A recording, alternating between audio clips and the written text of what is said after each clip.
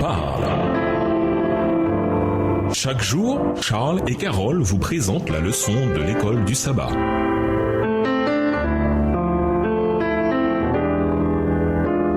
Bienvenue dans votre émission. Dieu nous parle. Nous voilà à la leçon de dimanche, le deuxième contact. Dans toute la Bible, il n'y a qu'un seul miracle que Jésus a opéré en deux parties. C'est la guérison de l'aveugle de Bethsaïda. Ce récit donne des leçons intemporelles pour l'Église du Christ aujourd'hui. Il illustre que le plan de Dieu est d'utiliser chaque croyant pour amener quelqu'un d'autre à Jésus. L'Écriture déclare « Ils arrivent à Bethsaïda. On lui amène un aveugle et on le supplie de le toucher de la main. » Marc 8, le verset 22. Les deux mots clés ici sont « amène » et supplie. L'aveugle n'est pas venu de son propre chef. Ses amis ont vu son besoin et l'ont amené. Il n'avait peut-être pas beaucoup de foi, mais eux, si. Ils croyaient que Jésus guérirait la cécité de cet homme. On compte environ 25 miracles de guérison différents accomplis par Jésus dans le Nouveau Testament. Dans plus de la moitié des cas, c'est un parent ou un ami qui amène l'individu à Jésus pour qu'il soit guéri. Beaucoup de gens ne viendront jamais à Jésus, sauf s'ils sont amenés à lui par quelqu'un qui a la foi. Notre rôle est d'être des intermédiaires et d'amener les gens à Jésus. Le deuxième terme intéressant dans Marc 8, verset 22 est « supplie ». Il peut vouloir dire implorer, conjurer ou exhorter. Il dénote un appel plus doux qu'une demande bruyante. Les amis de cet homme sollicitèrent doucement Jésus, croyant qu'il avait à la fois le souhait et la puissance d'aider cet homme. L'homme n'avait peut-être pas la foi que Jésus pouvait le guérir, mais ses amis, oui. Parfois, nous devons, sur les ailes de la foi, porter d'autres personnes à Jésus. Lisons Marc 8, versets 22 à 26. Selon vous, pourquoi Jésus a-t-il guéri l'aveugle en deux fois? Quelle leçon cette histoire nous donne-t-elle, nous qui sommes des témoins pour Jésus aujourd'hui? Marc 8, les versets 22 à 26. Ils se rendirent à Bethsaïda, et on amena vers Jésus un aveugle qu'on le pria de toucher. Il prit l'aveugle par la main et le conduisit hors du village. Puis il lui mit de la salive sur les yeux, lui imposa les mains et lui demanda s'il voyait quelque chose. Il regarda et dit « J'aperçois les hommes, mais j'en vois comme des arbres et qui marchent. » Jésus lui mit de nouveau les mains sur les yeux, et quand l'aveugle regarda fixement, il fut guéri et vit tout distinctement. Alors Jésus le renvoya dans sa maison en disant « N'entre pas au village. » Se pourrait-il que nous aussi, nous ne voyions pas les gens clairement? Est-ce que nous ne les voyons pas parfois comme des arbres qui marchent, ayant des formes vagues, plutôt que comme des candidats pour le royaume de Dieu? Selon vous, qu'est-ce qui nous amène à ne pas voir les gens clairement parfois? En dehors de la leçon évidente sur la manière dont Dieu nous utilise pour atteindre les gens, que pouvons-nous apprendre d'autre de cette histoire? Que peut-elle nous apprendre par exemple sur la manière dont le médical et le spirituel peuvent tous deux avoir un rôle dans la guérison et le service auprès des perdus? Au revoir. Et à demain si Dieu veut.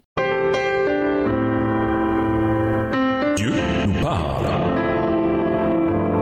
Chaque jour, Charles et Carole vous présentent la leçon de l'école du sabbat.